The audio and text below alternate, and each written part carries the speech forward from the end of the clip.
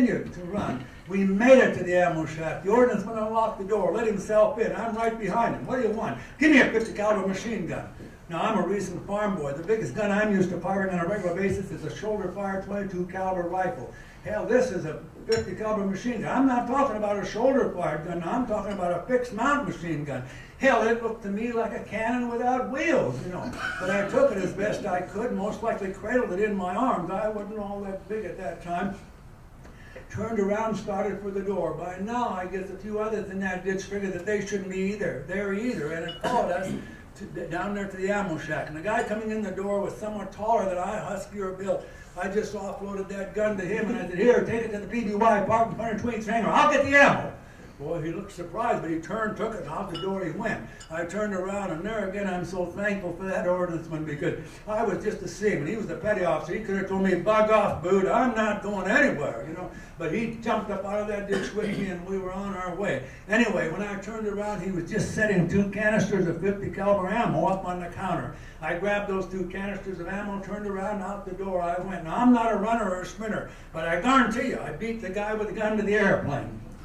We were coming from the port, or the southeastern side of that airplane, the same direction that the attacking aircraft were coming from, but the ladder to get into that airplane was hanging from the starboard gun blister right on the backside. I ran around the backside, set those canisters down, started up the ladder. I don't think I got more than about 2 rungs when it dawned on me, hey, if you get up inside this aircraft, you're going to be strong enough to reach down and pull that big old gun up inside?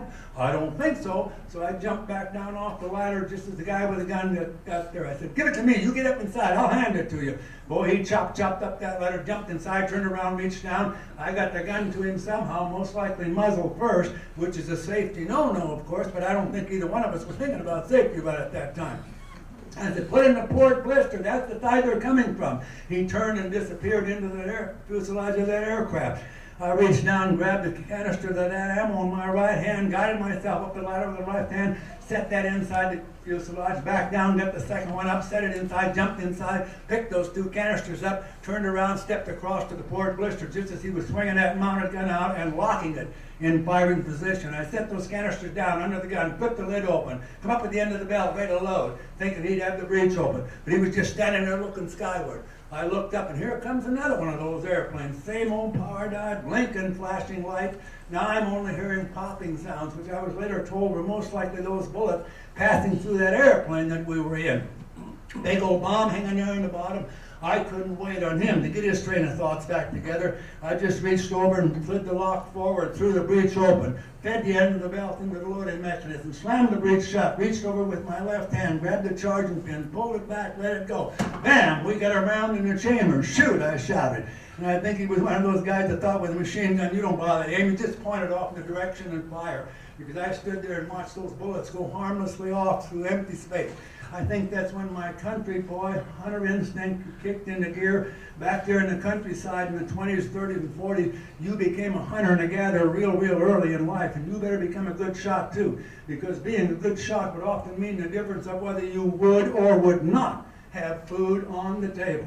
I said, "Let me get the next one." He let that gun down to the rest position, stepped aside. I brought it back up to the firing position just as I did. Here comes another one. Power dive, blinking, flashing lights, big old bomb.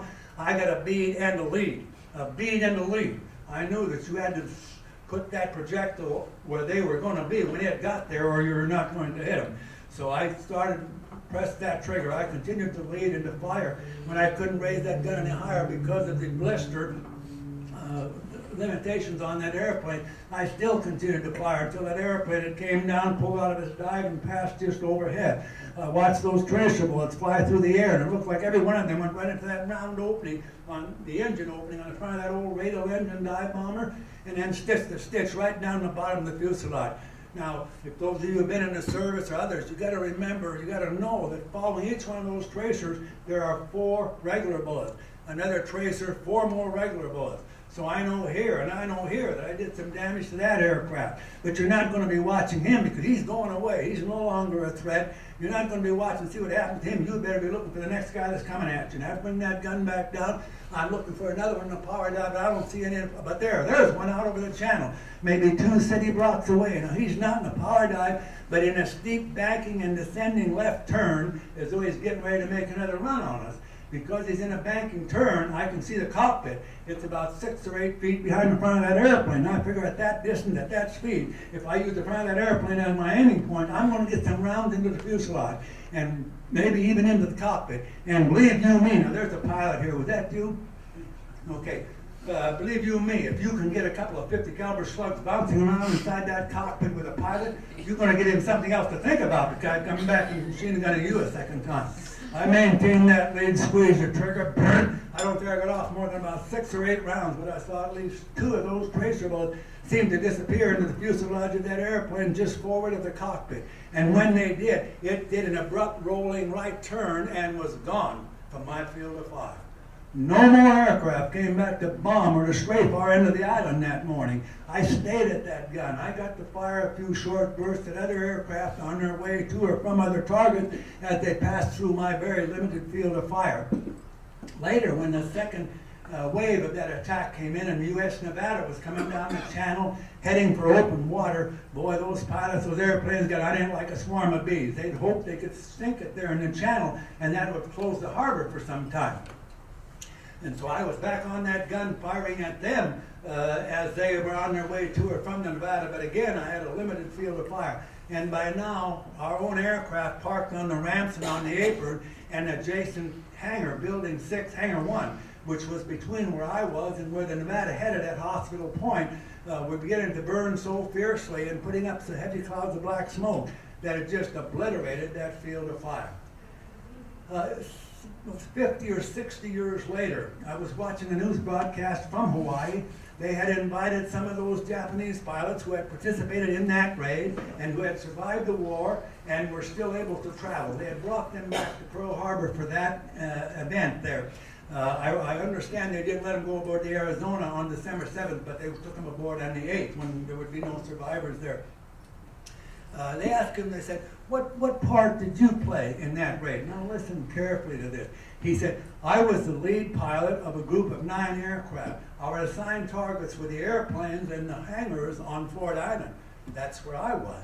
He said, when I went in for my first run, machine gun, dropped my bomb, I didn't see a soul. It was like the whole island was asleep. But he said, we were surprised how fast they reacted, because by the time I had came around and was lining up for my second run, there was so much fire coming up that I turned and went elsewhere. Oh, how I would have liked to have talked to him. There's the guy that dropped the very first bomb to fall at Pearl Harbor that morning. That's the guy that dropped the bomb that got to me physically, spilled of my blood, surely some of the first, if not the very first blood to fall at Pearl Harbor that morning.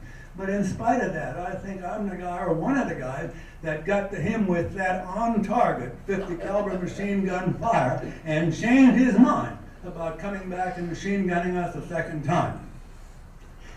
On December 7th of 2010, I, with my dear sweet wife, my daughter, and my son-in-law, we were back at Pearl Harbor. I was there with, I think, from 100 to, it was maybe about 100, 120 of us still surviving at that time. It's much, much fewer that would be there now. And for me, you know, most of those people that I talked to had been there a number of times. I know some of them that go almost every year. But for me, it was the very first time back to Pearl Harbor in 64 years. After that ceremony, that memorial, and the rededication ceremony of the visitor center there that morning, I got to go on one of the first boats out to the USS Arizona Memorial. I had not previously seen it, certainly not been aboard it. I got on that memorial and look over the side, you know, the hull of that vessel resting there, and know that those crew members are still aboard. Then all those names listed there on the honor wall, and know that those are the names of 1,177 crew members whose earthly remains are still down there, still aboard that vessel. It was a lot different than when I seen all that activity that morning, when I see it blow up and burn and later settle there on the bottom of the harbor. This time it was a lot different. The following day, in the accompaniment of a naval historian, which had been arranged with the Naval District Hawaii months before, we were able to go on to Fort Island to some of the restricted areas. His name is Jim Newman. He works with the Public Affairs Department there of the Hawaiian Naval District. Good man, good man.